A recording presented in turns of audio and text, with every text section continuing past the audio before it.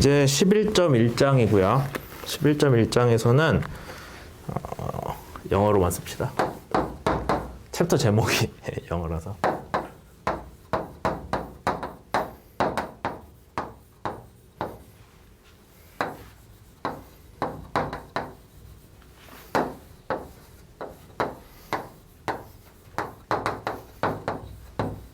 particles라고 되어 있고, 이게 제가 본 수업에서는 한글로 뭐라고 쓰는지 확인했는데 지금은 아무도 없으니까 렉틸리니어가 이제 직선 운동이라고 보시면 돼요. 그래서 그냥 직선 운동, 방향 안 바뀌는, 방향 바꾸는 거 아직 고려 안 해요. 방향 없이 그냥 한 방향으로 직선 운동에 대해서 여기서는 주로 얘기를 할 거예요. 왜 직선 운동을 먼저 얘기하냐? 여러분들이 우리 책에서, 우리 수업에서 주로 다루는 개념은 벡터거든요. 벡터는 정의가 크기와 방향을 갖는 물리량이죠. 그래서 크기와 방향을 둘 다 갖는 물리량으로 우리가 대표적인 게 속도, 가속도도 크기와 방향을 다 가져요. 위치도. 그 다음에 벡터 말고 우리가 스칼라라고, 얘는 크기만 갖죠. 위치 대신에 거리. 그 다음에 속도 대신에 속력. 가속도 대신 가속력이라는 말은 잘 안 써요. 동력학에서는. 여러분들이 뭐 일상생활에서는 쓸 수 있죠. 근데 동력학에서는 안 씁니다. 뭐 그냥 가속도의 절대적인 크기라고 얘기하죠. 그냥. 그렇게 했을 때 우리가 방향까지 고려를 하면은 문제가 너무 복잡해져요. 그러니까 속도는 알겠어. 근데 속도라는 게 있는데 방향은 우리가 아직은 고려하지 말자. 어차피 뒤에 가면 배울 건데 지금 첫 장이잖아요. 첫 장이니까 그냥 쉬운 것만 하자라고 해서 직선상에서 운동을 합니다. 그래서 시작점에서 위치, 시간에 따라서 뭐 t가 t1일 때 여기에 있어요. 그 다음에 t가 t2일 때, t3일 때, 뭐 이런 식으로 시간에 따라서 어떤 점이 이동을 하는데 걔는 방향은 안 바뀐다. 그러면 속도가 얼마이든 간에 방향은 안 바뀌니까 크기만 얘기할 수 있죠. 속력 관점에서 볼 수 있고. 그 다음에 가속도도 방향은 상관없잖아요. 지금 우리가 직선상에서 운동한다고 하면. 그래서 우선은 방향을 고려하지 않고 그냥 한 방향에 대해서만 해석을 한다라는 개념으로 렉틸리니어 모션을 먼저 데리고 왔습니다. 근데 여기 렉틸리니어 모션에서 각 요소 중에 뭐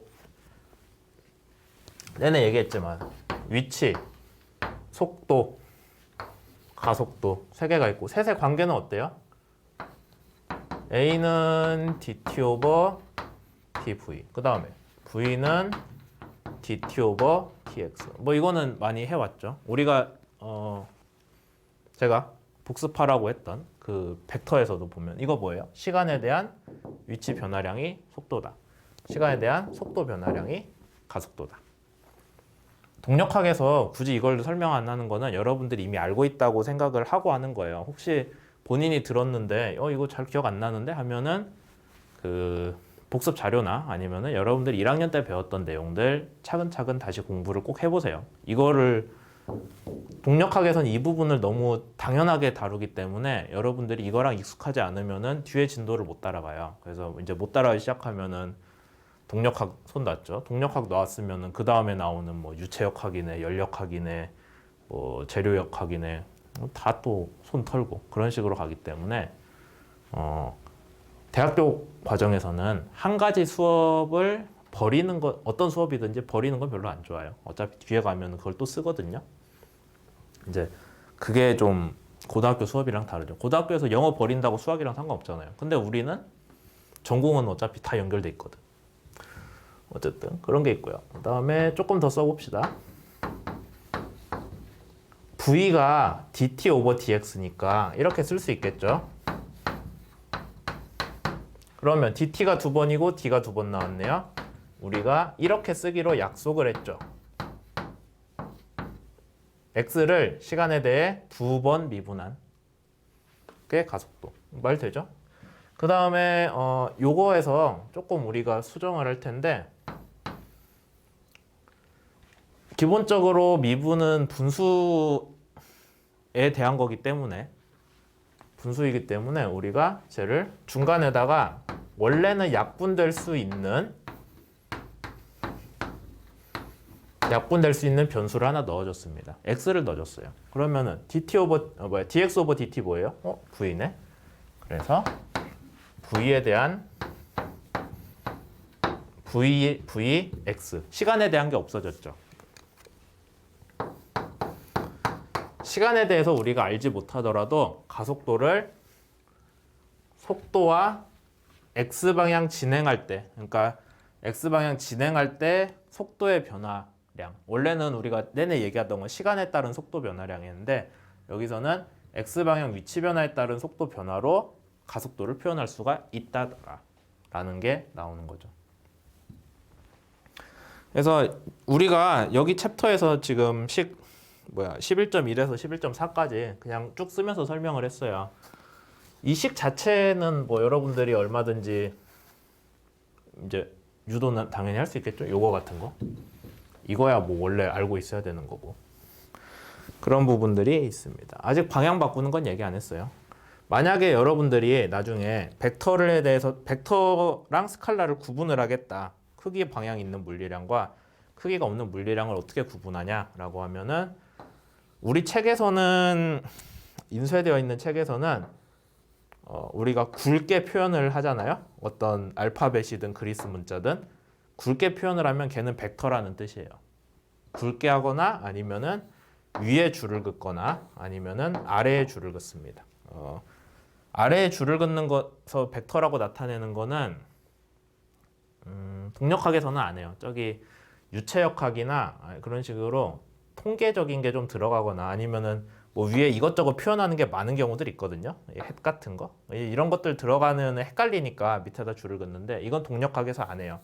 여러분들이 다른 분야 공부를 하다 보면 볼 수 있지만 그래서 동력학에서는 일반적으로 이렇게 쓰는데 제가 칠판에다 판서할 땐 이렇게 쓰기가 좀 그렇잖아요. 별로 보기 이쁘지도 않죠. 그 다음에 구분도 사실 좀 그래. 그래서 판서할 땐 이렇게 하고요. 여러분들 책에서는 이런 식으로 씁니다. 그러면 아무것도 안 한 그냥 글자는 스칼라가 되는 거죠.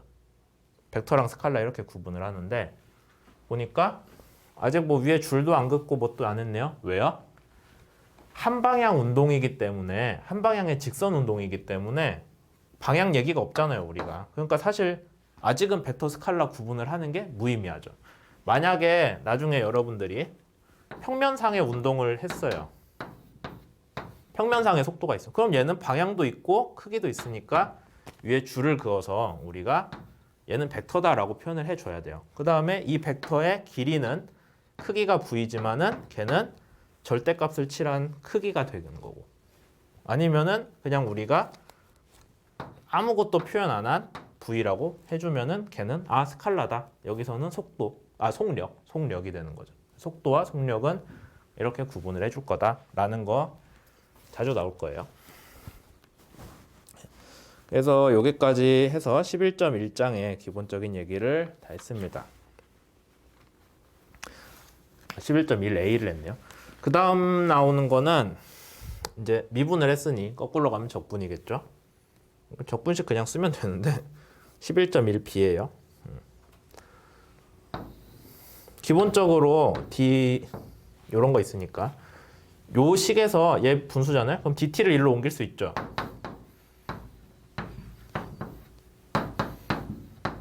이렇게. 근데 우리가 dx나 dt를 뭐라고 약속을 했어요?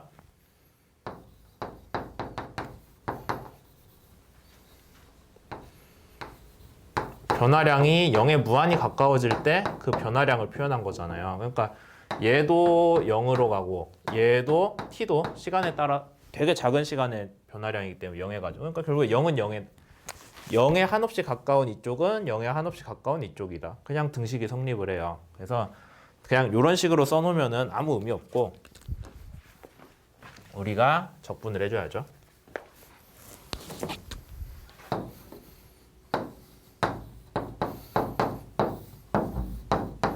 이렇게 적분해주죠. 근데 이제 여러분들이 아셔야 되는 거예요. 여기 지금 식은 부정적분인데 우리가 동력학 문제에서는 뭔가 숫자가 나와야 되기 때문에 부정적분은 별 의미가 없어요. 정적분으로 바꿔줘야 되죠. 그래서 되게 t0 시간이 이제 0일 때 아니면 아마 책에서는 얘 그냥 0이라고 바로 썼을 거예요.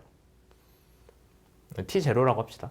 그 다음에 여기서 뭐 t1까지 x는 t0일 때 x0라는 위치에 있을 거고 t1일 때 여기 하는 거죠. t1일 때 t0일 때 x0라는 위치에 있고 t1일 때 x1이라는 위치 뭐 그런 식으로 순서상을 친다면은 t1일 때 x1까지의 적분을 해주겠죠. 이렇게. 그럼 만약에 v가 t에 대해서 변한 함수라면은 이제 여러분들이 곱게 적분을 해주셔야 되고 v가 t에 대한 함수가 아니다. 그냥 일정한 v다 라고 하면은 v가 바로 적분식 밖으로 튀어나오죠. 그래서 뭐 이런 식으로 했잖아요. 이건 이제 등 속도 운동이라고 해서 속도가 일정한 운동일 때 뭐 그런 거고 우선은 그냥 이런 식으로 하죠. 그래서 얘는 그냥 적분해주면 되잖아요. 뭐 이렇게 돼 있고 그 다음에 가속도에 대해서도 똑같겠죠. 가속도에 대해서 식을 정리해주면 어떤 걸 뽑아낼 수 있어요? ADT는 dv 가지고 양쪽 적분해 줄 수도 있고 그 다음에 이거는 이중적분이니까 좀 복잡하니까 나중에 생각하시고 얘 한번 볼까요?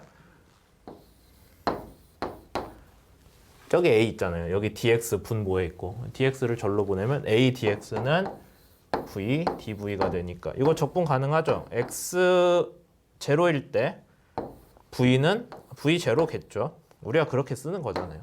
x1일 때 v1이다 라고 하면 얘를 적분해 주면은 값을 구할 수가 있는데 한 가지 특이한 게 시간에 대한 거 없죠. 시간에 대한 거 없이도 우리가 운동학적 해석은 가능한 케이스가 있다 라고 알 수 있습니다. 이제 이런 것들은 지금 운동학적인 얘기에 되게 기초적인 걸 하고 있는데 이게 막 어떤 중요한 물리적인 현상을 여러분들한테 알려주는 건 아니에요. 그냥 여러분들이 미분 적분 관계다라는 것만 다시 한번 되새기는 거죠, 사실. 그래서 얘를 안다고 해도 연습 문제들 여기 연습 문제 이제 책 교과서에서 파란색 둘레로 돼 있는 게 숙제로 나가는 연습 문제거든요. 여기 녹색 말고 파란색 연습 문제들을 보시더라도 그냥 단순히 얘만 가지고 바로 풀리는 문제는 없어요. 여러분들이 좀 생각을 해야 돼. 이걸 보고 이런 식으로 어떤 실제 물리 현상이 이런 식으로 모델링이 되는구나. 실제 물리 현상을 뭐 어떤 수식으로 운동학적 관점에서 표현을 하는구나 라는 거를 먼저 좀 되새기는 그런 게 필요할 거예요. 그냥 딱 봤을 때 이게 바로 풀리겠는데 그런 문제 별로 없을 거고 그런 걸 숙제로 내지도 않아요, 사실. 네, 그렇게 됐습니다. 그러면은 잠깐 잘랐다가 11.2장 갈게요.